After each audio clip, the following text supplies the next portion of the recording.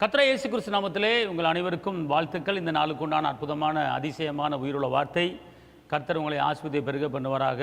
சங்கீதம் 37:4, உன் இருதயத்தின் வேண்டுதலை உனக்கு அருளச் செய்வார். உங்கள் இருதயத்தின் வேண்டுதல்களை உனக்கு அருளச் செய்வார். உன் இருதயத்தில் எதை குறித்து கேட்டுக்கொண்டிருக்கீங்க? உங்கள் இதயத்தில் எதை குறித்து நீங்கள் கேட்டுக்கொண்டிருக்கீங்க? அதை கர்த்தர் இன்னைக்கு அருளச் செய்ய போகிறார், அதாவது கொடுக்க போகிறார். அன்பார்ந்தவர்களே, இன்று கண்ட எய்ப்தரை நீங்கள் என்றும் காண முடியாது. அதாவது இந்த இருதயத்தின் வேண்டுதல் அப்படின்னா என்ன அர்த்தம்னு கேட்டிங்கன்னா, இப்போ ஒரு சபையிலையோ ஒரு வீட்டிலையோ ஒரு ஜெப குறிப்பு பண்ணும்போது அந்த ஜெப குறிப்பு எல்லாத்துக்கும் தெரியும். என் மகனுடைய எதிர்காலத்துக்கு ஜெபிக்கிறேன், என் மகன் படிப்பு காரியத்துக்கு ஜெபிக்கிறேன், இப்படிலாம் சொல்லி ஜெபிப்பேன்.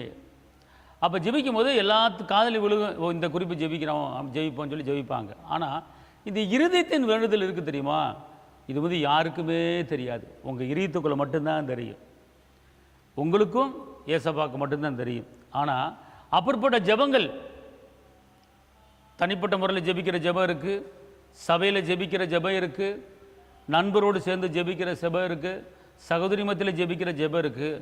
ஆனால் இருதயத்தினுடைய ஜெபம் அப்படின்னு கேட்டிங்கன்னா, அதாவது உள்ளத்தின் ஆழத்திலிருந்து ஒரு அங்கலாய்த்து வியாழப்பட்டு வேதனையோடு இருக்கும்போது அந்த இதயத்திலிருந்து நீங்கள் கேட்கும்போது கர்த்தர் அந்த வேண்டுதல் அருளச் செய்வார். அன்பார்ந்தவர்களே, எல்லாருக்கும் முன்னாடி ஜெபிக்கிற ஜெபம் வேறு. ஆனால் இருதயங்கிறது நீங்களும் உங்கள் இருதயமும் ஏசப்பா, உங்கள் ஆவி, உங்கள் ஆத்துமா, உங்கள் சரீரம், உங்கள் உள்ளான மனிதனுக்குள்ள அந்த வேண்டுதலை நீங்கள் சொல்லும்போது கர்த்தர் அதை பார்க்குறார். ஏசப்பா சொல்கிறார், மனிதன முகத்தை பார்க்குறார், கர்த்தரோ இருதயத்தை பார்க்குறார். அதனால் இந்த நாட்களிலே நீங்கள் எல்லா இடத்துலையும் ஜெபிச்சாலும் நல்லது.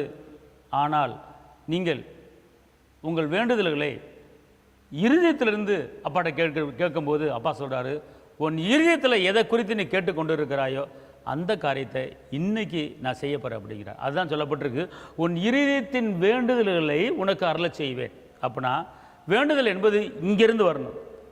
இங்கேருந்து வரும்போது அது யாருக்கும் தெரியாது, அது உங்களுக்கு மட்டும்தான் தெரியும். ரெண்டாவது ஏசப்பாவுக்கு தெரியும். அதனால் உங்கள் இதயத்துக்குள்ளே என் கடன் பிரச்சனை அடையும்படி ஆண்டவரே உம்முடைய சமூகத்தில் வருகிறேன் சொல்லி பாருங்கள்.